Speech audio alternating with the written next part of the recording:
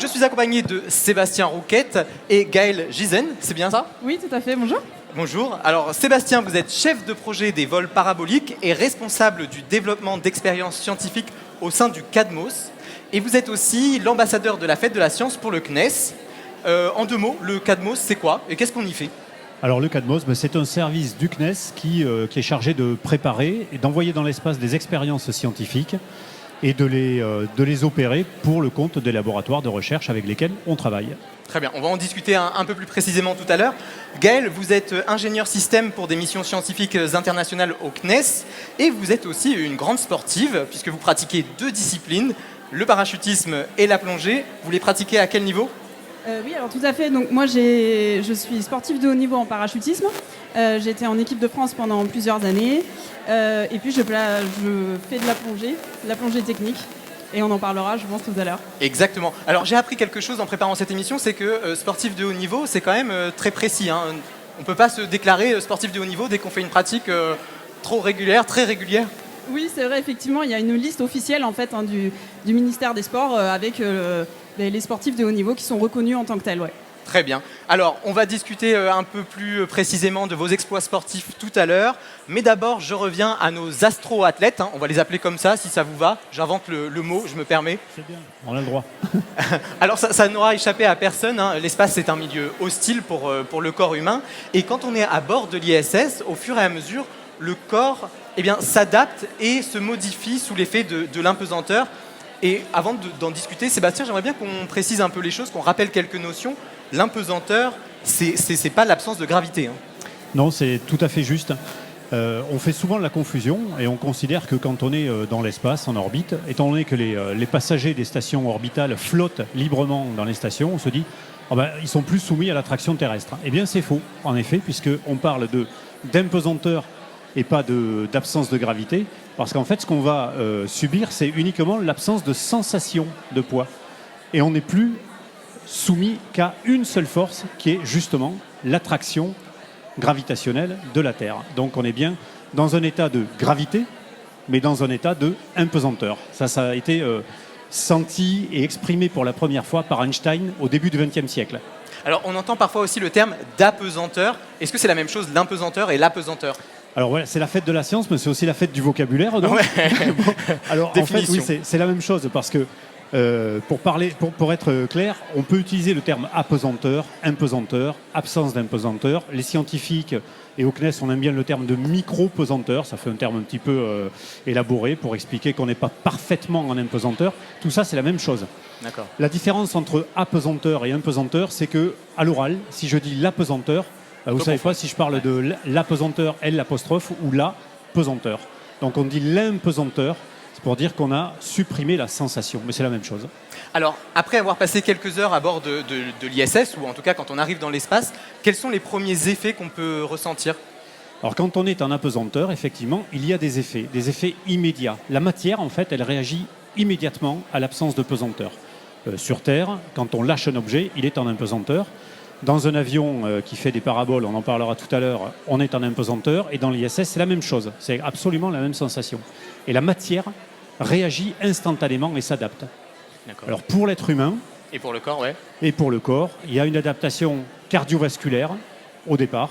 Ça, c'est vraiment ce qui va réagir en premier lieu.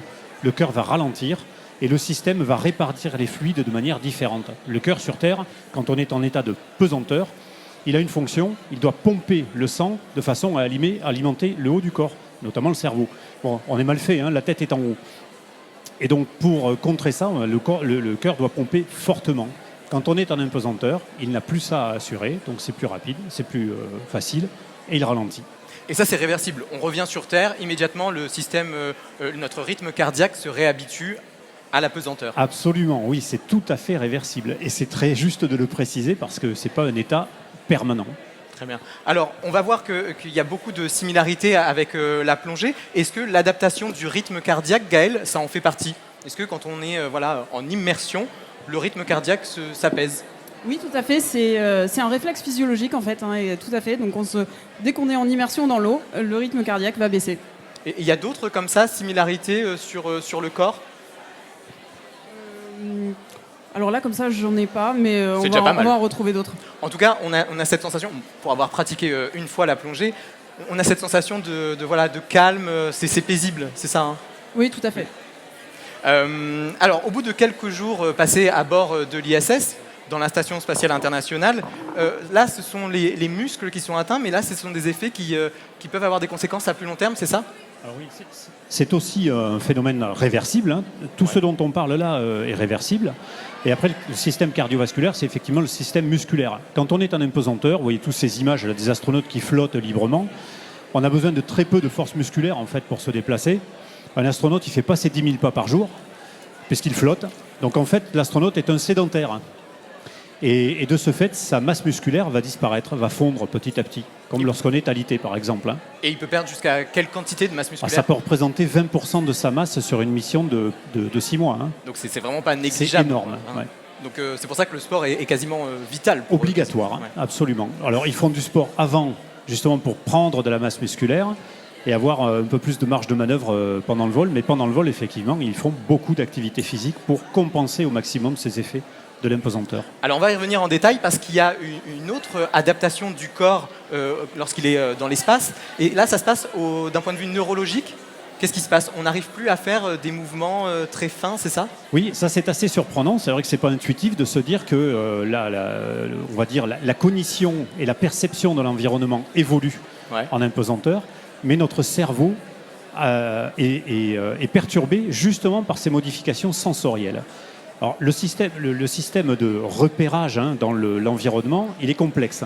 C'est l'oreille interne, c'est la vision et c'est les capteurs proprioceptifs, donc en fait les capteurs sensitifs en fait à la surface de notre corps.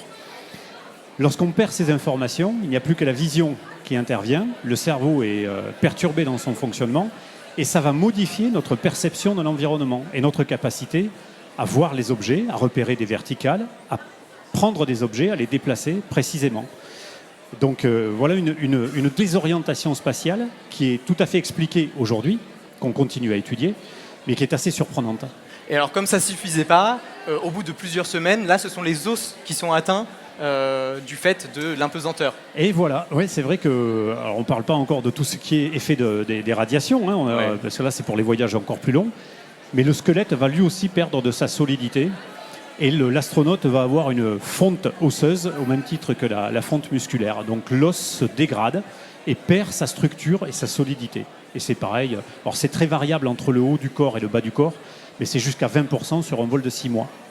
Alors vous allez me dire, et le sport dans tout ça? Eh bien en fait, le sport c'est le seul, ou en tout cas pour l'instant le seul moyen qu'on ait trouvé pour contrer ces effets. Et donc les astronautes suivent un entraînement draconien. Ça commence au sol, c'est ça? Oui, voilà, c'est ça. Plusieurs mois, j'allais dire même au début de leur entraînement, hein, lorsqu'ils sont sélectionnés, ils suivent un entraînement physique assez intensif pour faire d'eux des machines en fait, hein, des machines musculaires. L'idée c'est d'encaisser la perte musculaire. Oui, c'est ça, On se muscle exactement. un peu plus pour Ouais, pouvoir se tout à permettre fait. d'en perdre un peu. Donc il y a l'entraînement musculaire, il y a aussi un entraînement cognitif, hein, Ouais. à la désorientation spatiale. Et là comment ça se passe Alors, en pratique? ça peut être fait soit en 0G, en vol parabolique par exemple, mais ça peut être fait aussi en laboratoire, c'est-à-dire dans une salle, avec des casques à réalité virtuelle. D'accord. Alors, Gaël, s'entraîner justement comme ça à reproduire les mouvements, ça c'est quelque chose que vous faites aussi lors des entraînements sportifs, notamment en parachutisme? Oui, tout à fait. Alors en parachutisme principalement, donc moi je faisais du vol relatif. Donc là, on fait des figures ensemble, on est à 4 ou à 8. Et on répète en fait ces figures-là énormément au sol sur des planches à roulettes. On se met à plat ventre sur des planches à roulettes et on travaille toutes ces figures-là. Parce qu'en fait, effectivement, en chute, on a 30 secondes, 35 secondes de temps pour faire le plus de figures possible. Et en général, on n'a jamais fait ces figures-là, on les a jamais vues donc, dans le ciel. Donc en fait, la meilleure façon de s'en rappeler, c'est en fait de les faire d'abord au sol. Mais parce que vous les avez jamais vus, parce que vous piochez au hasard. Exactement. En compétition, c'est tiré au sort, l'enchaînement des figures qu'on va faire.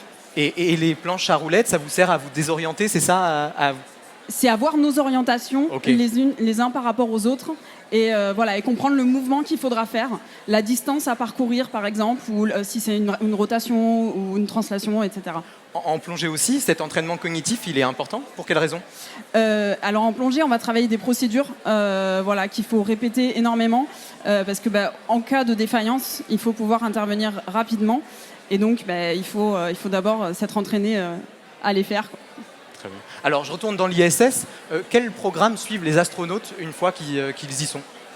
Alors justement, lorsque l'astronaute est arrivé dans l'ISS, son travail continue, et c'est là, je veux dire, que les choses vont s'intensifier au niveau du programme d'activité, parce qu'il va avoir 3 temps principaux dans sa journée.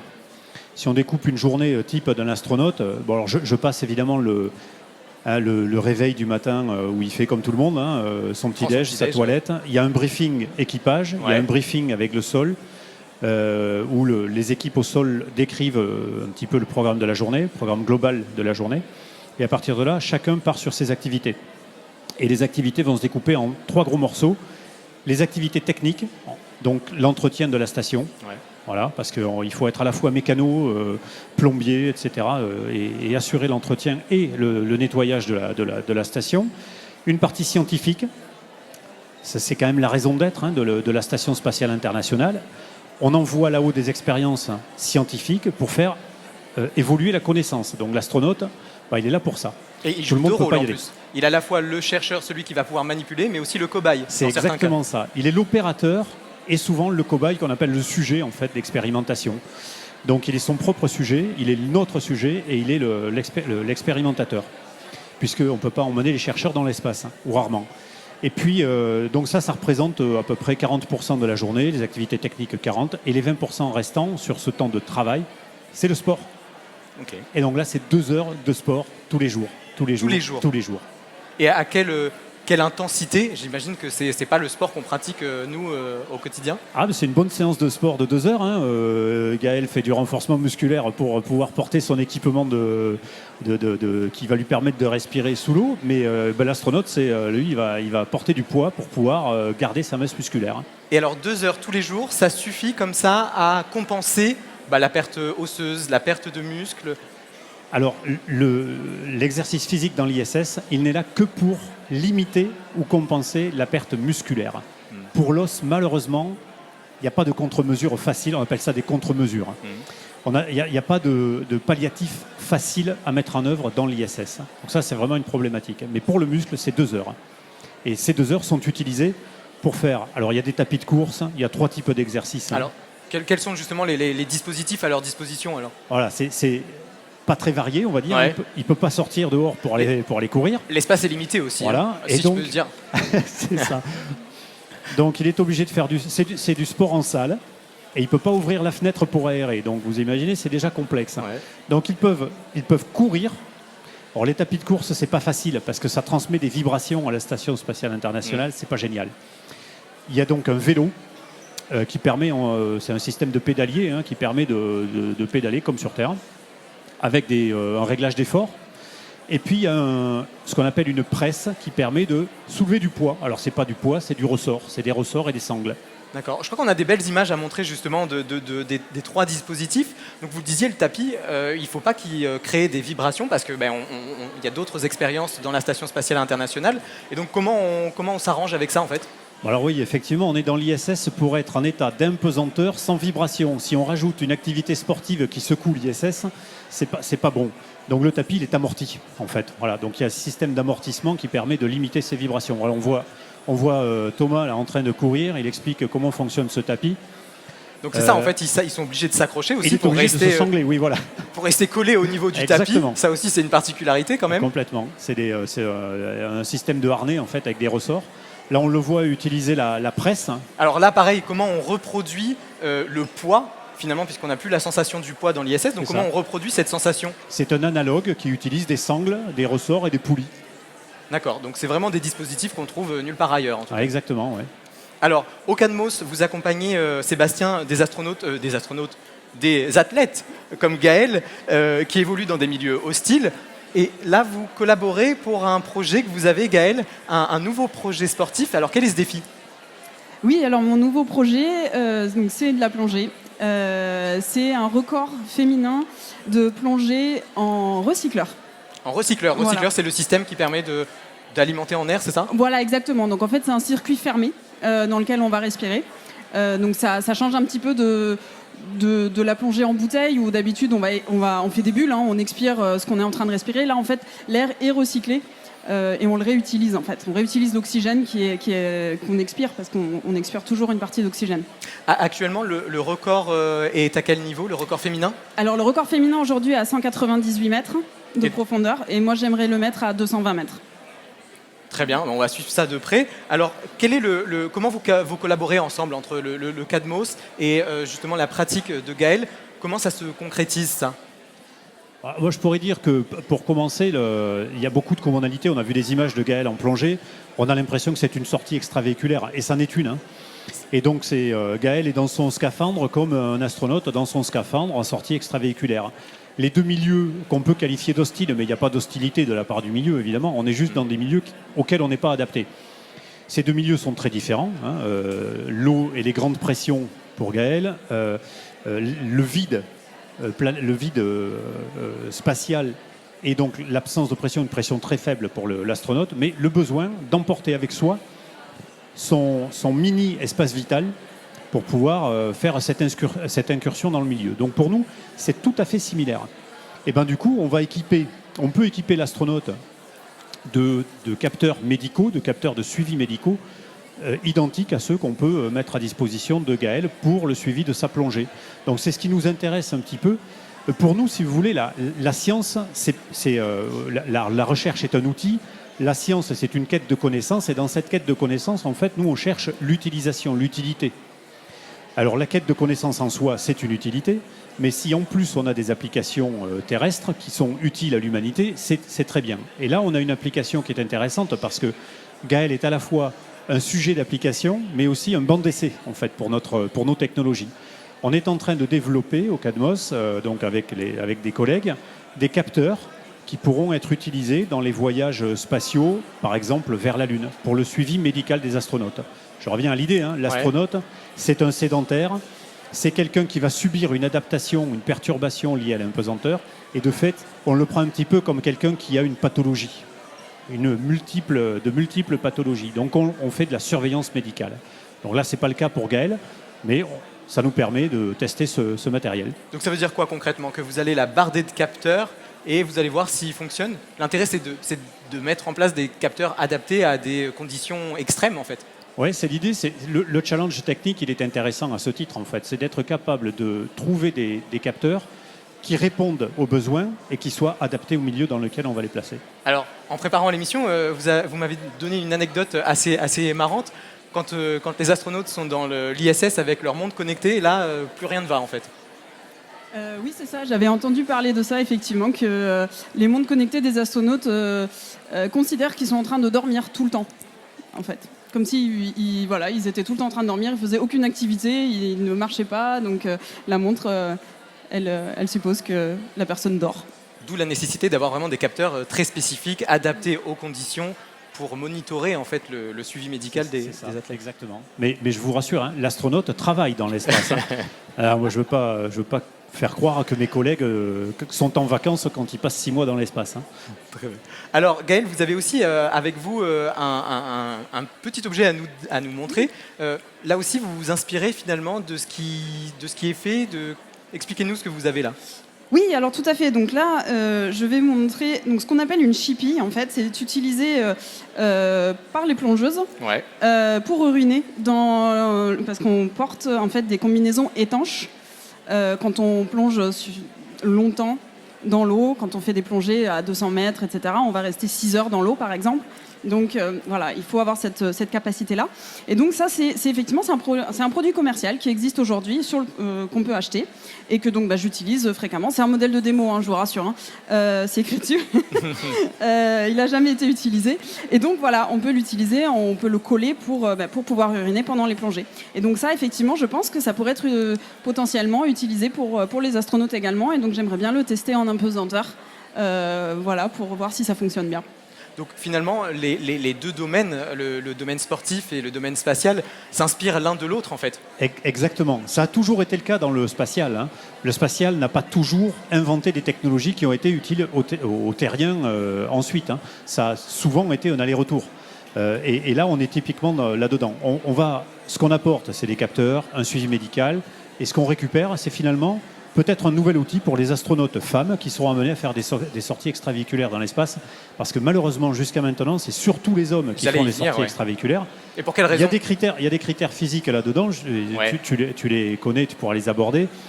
Mais du coup, les outils à disposition des femmes dans les sorties extravéhiculaires n'ont pas suivi en fait l'évolution. Et historiquement, c'est toujours les hommes qui ont été les mieux adaptés finalement à ces sorties. Mais alors ça aussi, c'est un point commun avec la plongée. Je crois savoir qu'il y a peu de femmes finalement qui font de la plongée comme vous le pratiquez.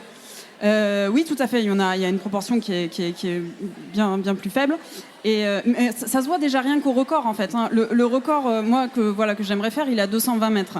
Le record masculin, il est à plus de 330. Donc déjà là, on voit qu'il y a une grande disparité en fait. Donc les grandes profondeurs, voilà, ça attire peut-être pas trop les femmes, je sais pas, ou elles ont pas envie d'y aller, ou voilà. Un manque d'exemple aussi peut-être. Peut-être, potentiellement. Donc c'est effectivement ça que moi j'aimerais commencer à apporter petit à petit. C'est un double défi alors que vous fixez finalement. Oui, il y a un peu de tout, ouais, effectivement, tout à fait. Oui, Sébastien, vous voulez ajouter un mot ? Oui, je voulais ajouter que pour moi c'était important parce que Gaël est là en tant que coup de cœur de l'ambassadeur du CNES que je suis très honoré d'être, mais c'était pour moi un enjeu très important de mettre à égalité en fait les hommes et les femmes et de mettre à l'honneur quelqu'un qui a une compétence technique parce qu'elle travaille au CNES dans un domaine où elle est spécialiste et qui, en dehors de son travail, a aussi une spécialité et l'envie de montrer, de servir d'exemple finalement aux femmes qui pourraient acquérir de la compétence et pouvoir avoir la volonté de faire des exploits sportifs et qui aujourd'hui manquent d'exemples et parfois, peut-être encore, souffrent d'idées reçues dans notre société et n'y vont pas tout simplement parce qu'elles considèrent que ce n'est pas leur place.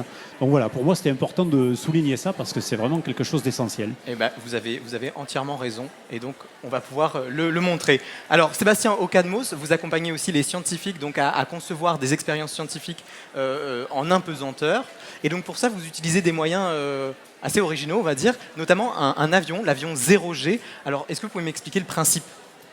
Oui, alors cet avion, c'est un laboratoire de recherche, au même titre que la Station spatiale internationale. Alors c'est vrai que c'est assez déroutant, parce qu'on a affaire à un avion. Un avion, c'est fait pour voler. C'est pas fait pour tomber dans le ciel et faire de l'impesanteur. Mais là, sur les images que vous voyez, ce sont des images réelles qui montrent l'avion qui est à notre disposition, dans lequel on embarque des expériences, et par une trajectoire pilotée et savamment pilotée, l'avion va se placer sur une trajectoire de chute libre. C'est une trajectoire balistique, comme quand on tape dans un ballon, quand on lâche un objet dans l'air. Et cet objet qui est en chute libre va décrire une parabole. Et cette trajectoire parabolique va donner le nom à l'activité qui s'appelle donc les vols paraboliques. Et cette activité permet de placer en impesanteur des expériences scientifiques, donc de laboratoires qui sont en France notamment, puisque le CNES a vocation de soutenir la recherche française. Et donc ces laboratoires embarquent des expériences 2 fois par an. Et nous sommes actuellement en train de préparer la campagne de vol qui aura lieu la semaine prochaine. Ah, voilà. Ce serait chouette qu'on puisse y participer. J'aimerais bien vous y venir. Les médias sont régulièrement accueillis sur les campagnes, donc ça peut être avec plaisir, évidemment. Si on a l'occasion, on viendra. Mais alors, combien de temps ça dure finalement ça ? C'est très court, cette parabole. Alors la trajectoire elle-même, elle dure, la trajectoire balistique qui permet de placer vraiment les expériences et les chercheurs en impesanteur, c'est 20 à 25 secondes maximum. Voilà, 25 secondes. Quand je vous disais tout à l'heure que la matière réagit instantanément à l'impesanteur, ça veut dire que tout simplement 25 secondes, c'est suffisant pour étudier tout un tas de phénomènes, recueillir des données et puis évidemment faire varier les paramètres de façon à ce qu'à chaque parabole, à chaque nouvelle parabole, les scientifiques recueillent des données différentes. Très bien. Alors ça, typiquement, par exemple, ce que vous nous avez montré, Gaël, c'est quelque chose qu'on pourrait tester à bord de l'avion 0G ? Oui, tout à fait, exactement. C'est exactement ça que j'aimerais proposer, ouais. Ok. Alors, quelles autres sortes d'expériences on peut mener à bord de cet avion ? Alors, j'allais dire tous les domaines scientifiques, parce qu'en réalité, ce qui s'intéresse à la biologie, la neurologie, la physiologie, la physique de la matière, les fluides, la technologie. Alors évidemment, la technologie spatiale, je vais dire, parce qu'on a aussi parfois besoin de tester du matériel qui va être déployé dans l'espace, des mécanismes par exemple, des antennes. Et on n'a pas de moyen de le faire au sol parce que la pesanteur fait que ces phénomènes sont masqués lorsqu'on est au sol. Et il est très difficile de se soustraire à l'impesanteur lorsqu'on est dans son laboratoire au sol. Donc le seul moyen, c'est de le faire en 0G. Et donc ce moyen est mis à disposition pour les laboratoires de façon à embarquer leurs expériences. Donc sur la campagne de la semaine prochaine, on a par exemple, on aura de la physique des matériaux, de la combustion. Donc on va créer des flammes sur des fils électriques pour voir comment se propage une flamme en impesanteur. Donc ça, c'est très appliqué. On a de la physiologie, bien entendu, et notamment de la neurologie. On va s'intéresser à la désorientation spatiale et à notre capacité à percevoir des rotations lorsqu'on est en 0G. Alors, ce sont quelques exemples. J'imagine que vous devez avoir une longue liste de candidats pour participer à ces vols 0G. Alors, longue, oui, mais modérée, parce que le CNES fait bien les choses. On ne sélectionne annuellement que les laboratoires qui sont susceptibles de pouvoir voler au cours des années suivantes. Donc on n'est pas là pour maintenir un vivier d'expérience et de les faire voler dans 10 ans. Donc notre programme est assez bien organisé de façon à ce que entre 20 et 30 laboratoires puissent voler chaque année. Très bien. Alors ces recherches qui sont menées du coup dans l'avion 0G permettent parfois justement d'avoir des applications pour notre quotidien de tous les jours. Alors c'est la médecine qui en profite notamment. Si on prend un exemple, où est-ce qu'on peut retrouver des applications comme ça? Oui, tous les domaines en fait peuvent apporter de la connaissance, et de ces connaissances on peut découvrir à un moment une application pratique sur Terre. C'est vrai qu'en médecine c'est quelque chose d'assez parlant pour nous tous. On est tous confrontés à la maladie, par exemple. Et alors, pour préciser, c'est pas seulement avec les vols paraboliques, mais c'est tout programme confondu, y compris avec les capsules orbitales et stations orbitales. Mais je pense en particulier au sujet de l'ostéoporose. L'ostéoporose des astronautes, qui est là encore réversible, dont on parlait tout à l'heure, le vieillissement prématuré du squelette. C'est un phénomène réversible pour l'astronaute, mais pendant sa mission, c'est une vieille personne qui est en état de vieillissement accéléré qu'on va pouvoir étudier. Et les études depuis une trentaine d'années autour de l'ostéoporose des astronautes ont permis de mieux comprendre le phénomène de l'ostéoporose et de mettre en place donc, ce que j'appelle des contre-mesures, donc des processus palliatifs qui permettent de pallier à cette pathologie et de la corriger, ou en tous les cas d'améliorer l'état des malades. Donc ça, c'est vraiment quelque chose d'extraordinaire. Et on a beaucoup d'exemples de cette nature-là.